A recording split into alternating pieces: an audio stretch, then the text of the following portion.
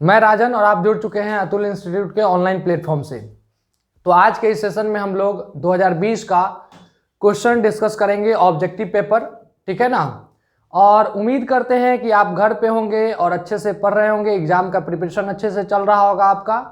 और एक आपको गिव अवे का अनाउंसमेंट किया गया था जो कि 26 तारीख तक आपको उसका सॉल्यूशन करके हमारे दिए गए व्हाट्सएप और टेलीग्राम नंबर पे सेंड करना है, ठीक है।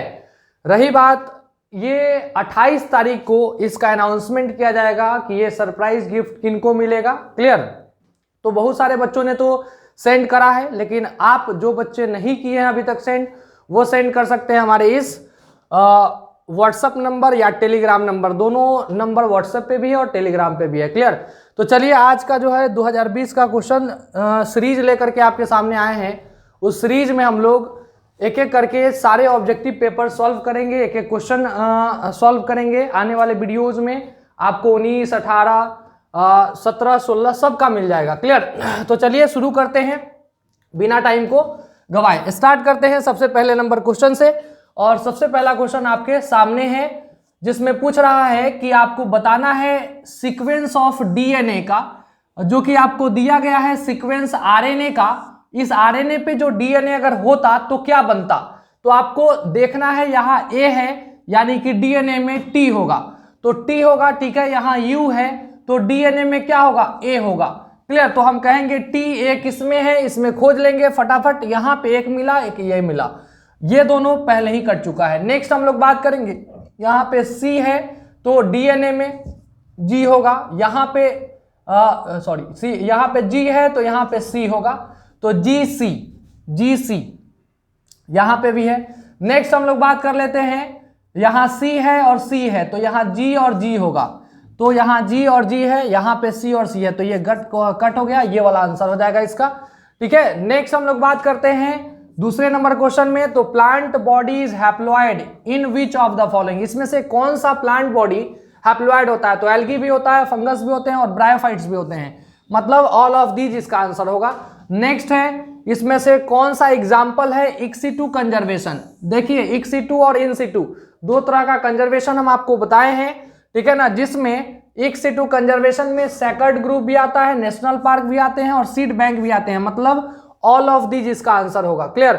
नेक्स्ट हम लोग चौथे नंबर क्वेश्चन की अगर बात कर लेते हैं, तो ग्राफियन फॉलिकल जो है वो कहां पाया जाता है। तो ग्राफियन फॉलिकल अगर बात किया जाए तो फीमेल ओवेरियन फॉलिकल है, जो कि एक तरह से मैचुरेशन जब हम कहेंगे ओवरी में फीमेल गैमिट का होता है, उसी समय का ये एक तरह से फॉलिकल माना जाता है, तो हम कहेंगे ओवरी ऑफ ह्यूमन बींग में पाया जाता है। टर्नर सिंड्रोम क्रोमोसोमल डिसऑर्डर की अगर बात कर लेते हैं तो 3 सिंड्रोम था, क्लाइनफेल्टर, टर्नर और डाउन सिंड्रोम, ठीक है। तो हम कहेंगे टर्नर सिंड्रोम जो है उसमें होता क्या है, तो 45 क्रोमोसोम, टर्नर सिंड्रोम में एक क्रोमोसोम क्या हो जाता है, कम हो जाता है, सेक्स क्रोमोसोम, क्लियर। बाकी का दोनों क्रोमोसोम, अगर डाउन सिंड्रोम और क्लाइनफेल्टर सिंड्रोम की बात कर ले तो उसमें क्रोमोसोम बढ़ जाते हैं, क्लियर, 47 क्रोमोसोम हो जाता है। ये तीनों आपको याद में रखना है, इससे क्वेश्चन इस बार भी रहेगा। नेक्स्ट हम लोग बात कर लेते हैं छठे नंबर क्वेश्चन का, ट्रांसजेनिक गोल्डन राइस जो कि मॉडिफाइड, जेनेटिकली मॉडिफाइड क्रॉप है, जो इनरिच होता है किसमें, तो विटामिन ए में होता है, क्लियर। नेक्स्ट हम लोग बात कर लेते हैं 7वें नंबर क्वेश्चन, जो आपके स्क्रीन पे दिख रहा है 7th नंबर का क्वेश्चन। तो देखिए 7वें नंबर का क्वेश्चन जो है, ह्यूमन के लिए जो प्लाज्मोडियम का लाइफ साइकिल 2 ऑर्गेनिज्म में कंप्लीट होता है, एक तो ह्यूमन है और इसका एक फीमेल एनोफिलीज मॉस्किटो है। तो ह्यूमन में जो इन्फेक्टिव स्टेज है वो स्पोरोजोइट्स का है, तो इसका आंसर ए होगा। नेक्स्ट 8वें नंबर का क्वेश्चन है, और 8वें नंबर में जेड डब्ल्यू टाइप अगर देखे तो सेक्स डिटर्मिनेशन किस में होता है, तो ये होता है बर्ड्स में, तो बर्ड्स पीकॉक है, इसमें हो जाएगा, क्लियर। नेक्स्ट हम लोग बात कर लेते हैं नेक्स्ट 9वें नंबर क्वेश्चन में कि सिल्क थ्रेड में कौन सा प्रोटीन होता है, तो फिब्रोइन होता है। सिल्क थ्रेड में जो प्रोटीन होता है वो फिब्रोइन होता है, याद रखिएगा। नेक्स्ट एंटीबॉडीज जो हमारे बॉडी में होते हैं वो कैसे होते हैं, तो वो ग्लाइकोप्रोटीन्स होते हैं, कैसे होते हैं, ग्लाइकोप्रोटीन। नेक्स्ट अगर देखा जाए तो wings of bird and butterfly, तो बर्ड जो है और बटरफ्लाई का विंग्स कहीं से ऑरिजिन सेम नहीं है, और जिसका ऑरिजिन सेम नहीं है लेकिन फंक्शन दोनों में उड़ने का कर रहा है विंग्स, तो हम कहेंगे ये कैसा ऑर्गन होगा, तो ये होगा एनालोगस ऑर्गन। क्लियर, जिसका ओरिजिन कॉमन ना हो बट फंक्शन कॉमन हो तो एनालोगस ऑर्गन कहलाता है। नेक्स्ट है आपको एसिड रेन का पीएच लगभग 4.5 होता है, 4 के यहाँ पे 4.2 to 4.5, तो इसलिए यहाँ पे 4 होगा। क्लियर, चलिए आगे बढ़ते हैं। नेक्स्ट है vegetative propagation in ginger is carried out by means of, इसमें से कौन सा वेजिटेटिव प्रोपागेशन जिंजर में होता है, तो राइजोम के द्वारा होता है। हम जानते हैं राइजोम जो है अंडरग्राउंड एक तरह से स्टेम है, ठीक है ना। आगे बढ़ते हैं। नेक्स्ट है आपके सामने when are Okazaki fragment synthesised, कब ओकाजाकी फ्रैगमेंट सिंथेसाइज होता है, तो हम कहेंगे ड्यूरिंग, कंटिन्यूअस तो होगा नहीं, ये लीडिंग हो जाएगा, लैगिंग स्ट्रैंड होगा, यस सी है, during discontinuous replication of DNA, yes ये भी होगा, यानी कि डी आंसर होगा, बोथ बी एंड सी। ठीक है, नेक्स्ट 15 नंबर का क्वेश्चन आपके सामने है, which of the following are cancerous cell, इसमें से कौन सा कैंसरस सेल है, तो कैंसरस सेल इसमें प्लाज्मा सेल तो होगा नहीं, हेला सेल हो सकता है, ठीक है ना, और मेमोरी सेल तो होगा नहीं, टी सेल तो होगा नहीं। क्लियर, तो हेला सेल होगा इसका आंसर।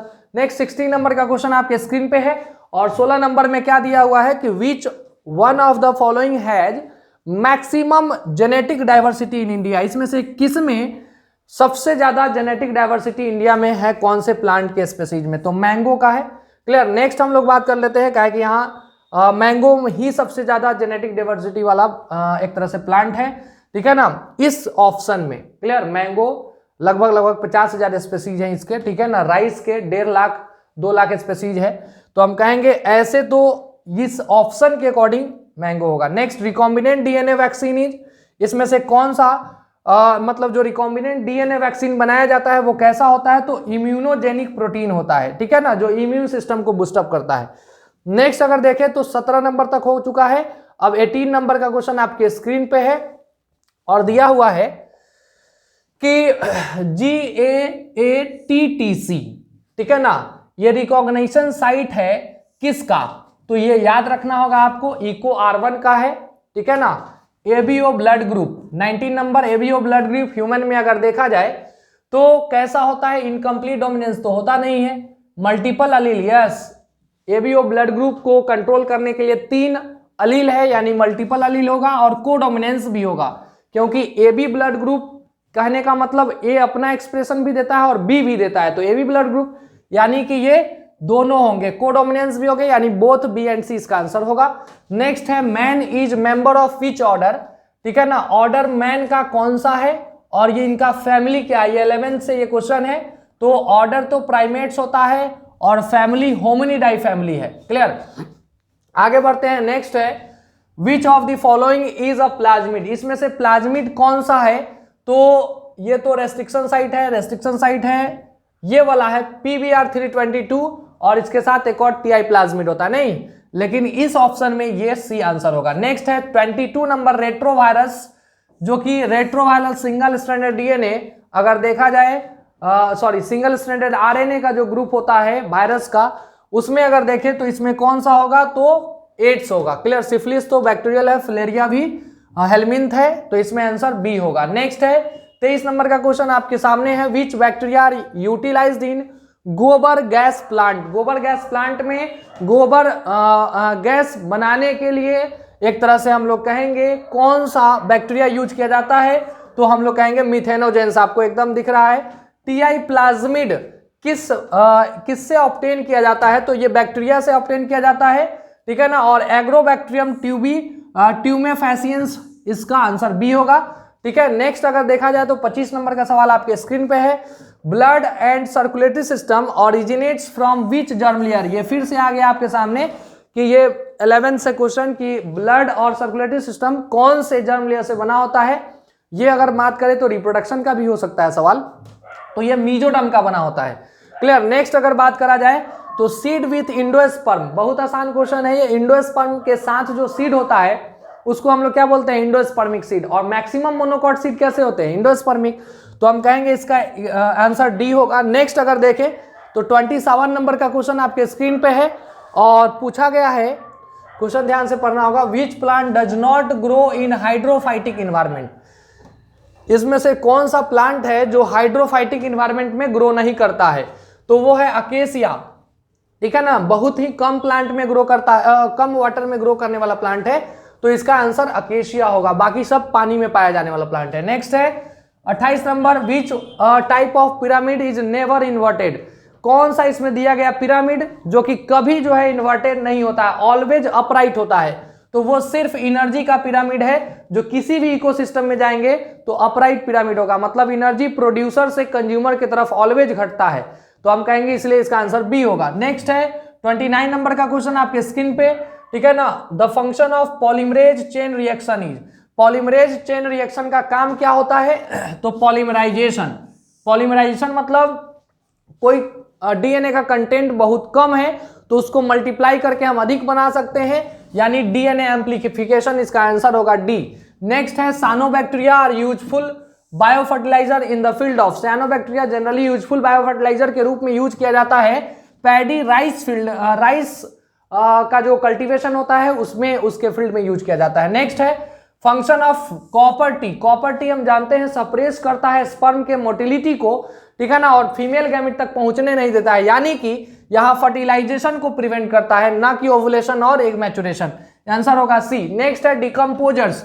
हम जानते हैं डिकम्पोजर्स जो है वो डिकम्पोज करते हैं, सॉइल ऑर्गेनिक मैटर अलग करते हैं, इसलिए ऑर्गेनोट्रॉप्स कहेंगे यहाँ पे। डिकम्पोजर कैसे होते हैं, ऑर्गेनोट्रॉप्स। क्लियर, चलिए आगे बढ़ते हैं। Next, which of the following is diploid structure. बहुत आसान क्वेश्चन है। Sperm male gamete haploid, ovum female ये गैमीट एक तरह से कहा जाता है, ये भी हैप्लॉयड, लेकिन जाइगोट यहाँ पे क्या है, डिप्लॉयड है, और इंडोस्पर्म तो डिप्लॉयड होता है भाई, तो इसका आंसर सी होगा। नेक्स्ट है आपके सामने 34 नंबर का क्वेश्चन, और इसमें विच of the following cause biomagnification. मतलब हमारे बॉडी में ये परसिस्ट करते हैं ये केमिकल्स, तो ये परसिस्ट करते हैं तो मरकरी भी होगा और डीडीटी भी होगा। ये ऐसे एक तरह से पेस्टिसाइड्स वगैरह में यूज किया जाता है, और ये कभी खत्म डिकम्पोज नहीं होते हैं। ये हमारे बॉडी में अगर आ गया तो ये क्या होगा, परसिस्ट कर जाएगा, यानी कि इसका answer both A and B होगा। Next anemophily. अनीमोफिली क्या होगा, हवा के द्वारा पॉलिनेशन, ठीक है ना। Type of pollination is not found, अच्छे से पढ़ना है इसको, नॉट फाउंड दिया हुआ है। इसमें से अनीमोफिली किस में नहीं होता है, तो इस सब अनीमोफिली वाला है। साल्विया जो है एंटोमोफिली के द्वारा होता है, यानी कि इसका आंसर डी होगा। इसमें अनीमोफिली नहीं होता है, एंटेमोफिली होता है, याद रखिएगा। नेक्स्ट है 36 नंबर का question, which one of the following is mobile genetic element. Mobile मतलब मूव करने वाला, एक जगह से दूसरे जगह मूव करने वाला, तो मूव करने वाले को हम लोग क्या बोलते हैं, जंपिंग जीन, और जंपिंग जीन का ही नाम होता है ट्रांसपोजोन्स। तो इसका आंसर ये यानी कि both B and C answer होगा। नेक्स्ट है which of the following is absent in photochemical smog. Yes, ये बहुत ही कॉम्प्लिकेटेड क्वेश्चन कर दिया गया है यहाँ पे।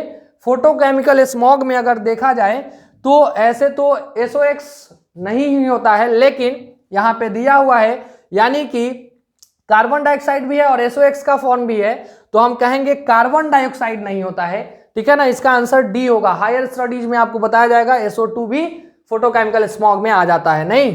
तो आगे हम लोग बढ़ते हैं। नेक्स्ट 38 नंबर का क्वेश्चन आपके स्क्रीन पे है, और 38 नंबर के क्वेश्चन में आपको दिया हुआ है which one is aquatic weed in following, ठीक है ना। एक्वेटिक वीड की अगर बात कर लेते हैं, मतलब कि पानी में which one is aquatic weed in following, in the following, मतलब इसमें से कौन सा एक्वेटिक वीड है, मतलब कि जो पानी को पॉल्यूट करता है, तो इसका आंसर हाइड्रीला होगा, इकॉर्निया भी होगा, यानी कि D option, both B and C. कहीं ना कहीं हाइड्रीला तो पानी को पॉल्यूट करता ही है और इकॉर्निया भी करता है। क्लियर, आगे बढ़ते हैं। नेक्स्ट है 39 नंबर का क्वेश्चन आपके स्क्रीन पे, और इसमें है which one is initiation codon.